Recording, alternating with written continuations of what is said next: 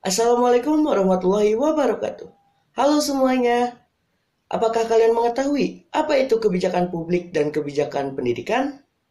Untuk lebih mengetahuinya, yuk simak video berikut ini.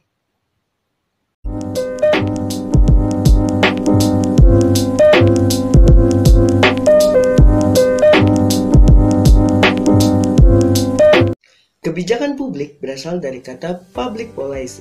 Pengertian kebijakan menurut James E. Anderson mengartikan kebijakan sebagai serangkaian tindakan yang mempunyai tujuan tertentu yang diikuti dan dilaksanakan oleh seorang pelaku atau sekelompok pelaku guna memecahkan suatu masalah tertentu. Sedangkan publik berasal dari kata public, diartikan beraneka ragam dalam bahasa Indonesia, tergantung pada kata yang menyertainya. Dapat diartikan sebagai umum, rakyat, masyarakat, publik, dan negara atau pemerintahan. Jadi dapat disimpulkan, kebijakan publik adalah serangkaian tindakan untuk mencapai tujuan yang negara yang merupakan kepentingan publik dengan memperhatikan input yang tersedia, berdasarkan usulan dari seseorang atau sekelompok orang di dalam pemerintahan atau di luar pemerintahan. Banyak para ahli yang mengemukakan pendapatnya mengenai jenis-jenis dari kebijakan publik. Salah satunya yaitu seorang ahli bernama James Anderson. Beliau mengemukakan bahwa ada beberapa jenis dari kebijakan publik. Yang pertama yaitu kebijakan substantif. Kebijakan substantif merupakan kebijakan yang menyangkut apa yang akan dilakukan oleh pemerintah. Lalu yang kedua ada kebijakan prosedural. Kebijakan tersebut adalah bagaimana kebijakan substantif dapat dijalankan. Lalu yang ketiga ada kebijakan distributif, yaitu menyangkut distribusi pelayanan atau kemanfaatan pada masyarakat atau individu.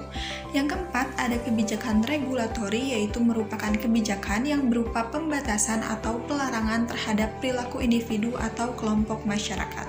Lalu yang kelima ada kebijakan redistributif, yaitu merupakan kebijakan yang mengatur alokasi kekayaan, pendapatan, pemilikan, atau hak-hak di antara berbagai kelompok dalam masyarakat. Lalu selanjutnya ada model-model dari kebijakan publik. Yang pertama yaitu model kelembagaan. Dalam proses pembuatan kebijakan, model ini masih merupakan model tradisional, di mana fokus model ini terletak pada struktur organisasi pemerintahan. Lalu yang kedua ada model kelompok. Pada model ini, pemerintah membuat kebijakan karena adanya tekanan dari berbagai kelompok. Lalu selanjutnya ada model elit. Model ini menggambarkan pembuatan kebijakan publik dalam bentuk piramida. Lalu selanjutnya ada model rasional, adalah model yang dimana di dalam pengambilan keputusan melalui prosedurnya akan mengajak pada pilihan alternatif yang paling efisien dari pencapaian tujuan kebijakan yang ditekankan pada penerapan rasionalisme dan juga positivisme. Lalu model inkremental adalah pembuatan kebijakan yang melalui proses politisi di mana di dalamnya ada kegiatan tawar-menawar dan kompromi untuk kepentingan para pembuat keputusan sendiri. Selanjutnya ada kebijakan publik. Secara umum, kebijakan publik selalu menunjukkan karakteristik atau ciri tertentu dari berbagai kegiatan pemerintah. Anderson mengemukakan bahwa ada 5 ciri atau karakteristik umum dari kebijakan publik. Yang pertama, setiap kebijakan pasti memiliki tujuan. Pembuatan kebijakan tidak boleh sekedar asal atau karena hanya kebetulan ada kesempatan untuk membuatnya. Bila tidak ada tujuan yang jelas atau tidak ada tujuan yang ingin dikejar, maka tidak perlu dibuat suatu kebijakan. Yang kedua, suatu kebijakan tidak berdiri sendiri, terpisah dari kebijakan yang lain. Kebijakan juga berkaitan dengan berbagai kebijakan yang bersentuhan dengan persoalan masyarakat, berorientasi pada pelaksanaan, interpretasi, dan juga penegakan hukum. Lalu yang ketiga, kebijakan merupakan apa yang dilakukan oleh pemerintah, bukan apa yang dikatakan akan dilakukan atau apa yang mereka ingin lakukan. Lalu yang keempat, kebijakan dapat berwujud atau bersifat pelarangan atau berupa pengarahan untuk melaksanakannya. Dan yang terakhir, kebijakan didasarkan pada hukum karena memiliki kewenangan untuk memaksa masyarakat dalam mematuhinya. Adanya kebijakan publik tentunya memiliki tujuan ataupun manfaat bagi masyarakat. Adapun tujuan atau manfaat dibuatnya kebijakan publik pada dasarnya yaitu untuk mewujudkan ketertiban dalam masyarakat, melindungi hak-hak masyarakat, mewujudkan ketentraman serta kedamaian dalam masyarakat, dan pada akhirnya untuk mewujudkan suatu kesejahteraan dalam masyarakat. Kebijakan dan pendidikan punya makna yang luas dan bermacam-macam. Kebijakan pendidikan juga sesungguhnya lahir dari ilmu pendidikan sebagai ilmu praktis yang merupakan kesatuan teori dan praktek pendidikan yang mengatur kehidupan manusia yang berkaitan dengan kebutuhan layanan pendidikan untuk mencerdaskannya. Oleh sebab itu, kebijakan pendidikan meliputi proses analisis kebijakan, perumusan, pelaksanaan, dan evaluasi kebijakan menurut Hilaar dan Rian Nugroho pada tahun 2009. Sedangkan menurut Hasbuloh pada tahun 2005, kebijakan pendidikan adalah keseluruhan proses dan hasil perumusan langkah-langkah strategi pendidikan yang dijabarkan dari visi dan misi pendidikan dalam rangka mewujudkan tercapainya tujuan pendidikan dalam suatu masyarakat dalam kurun waktu tertentu. Jadi dapat disimpulkan bahwa kebijakan pendidikan adalah salah satu upaya keputusan yang dibuat oleh pemerintah atau penyelenggara dalam bidang pendidikan sebagai reaksi dari munculnya berbagai permasalahan pendidikan yang menjadi suatu pedoman dan sebagai solusi serta inovasi guna mencapai visi dan misi pendidikan dari pemerintah maupun lainnya yang mengurusi di bidang pendidikan.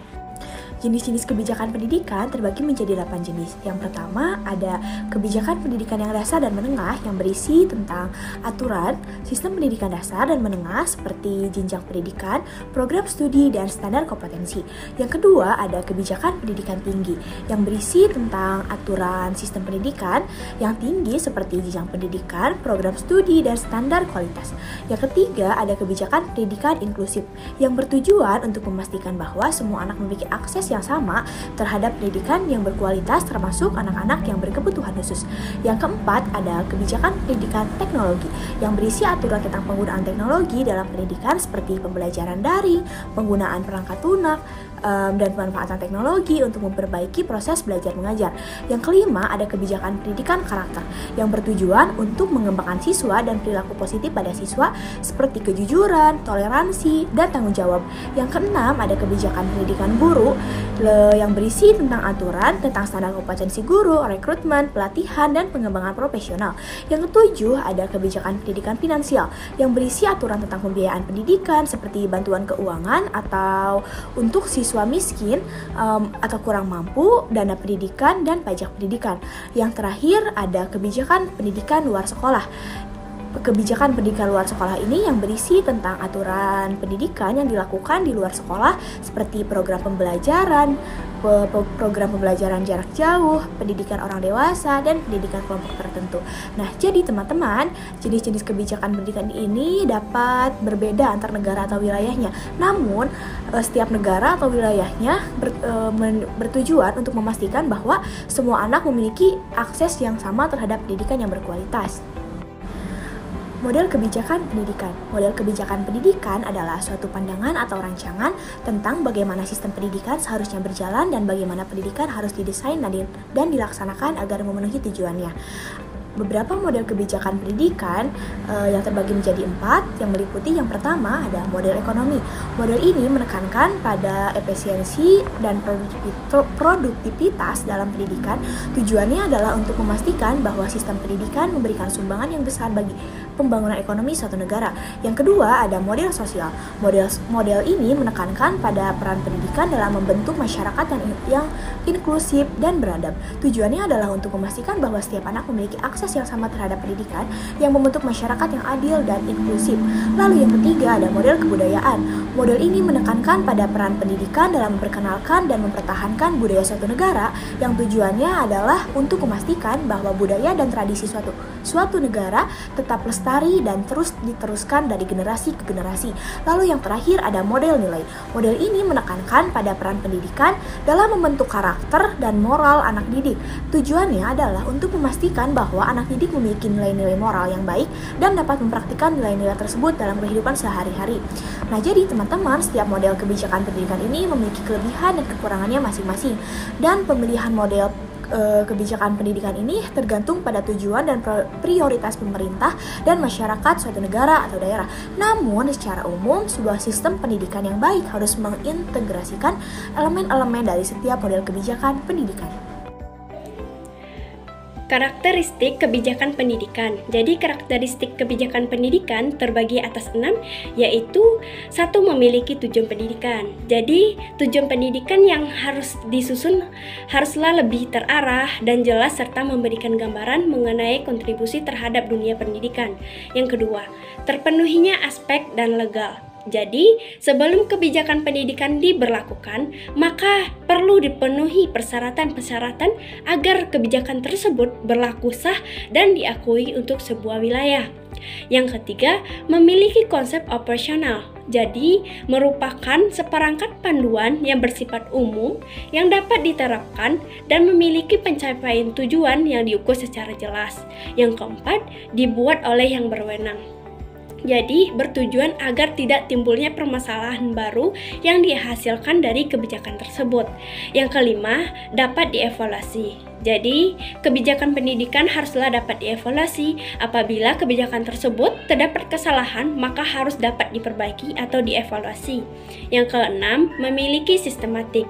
Jadi, kebijakan pendidikan terdapat sistematis yang bersifat tidak pragmatis dan diskriminatif, yang melahirkan tidak mengalami kecacatan hukum baik secara internal maupun secara eksternal. Nah, untuk manfaat kebijakan pendidikan sendiri ada beberapa manfaat yang dapat diterima dari kebijakan pendidikan.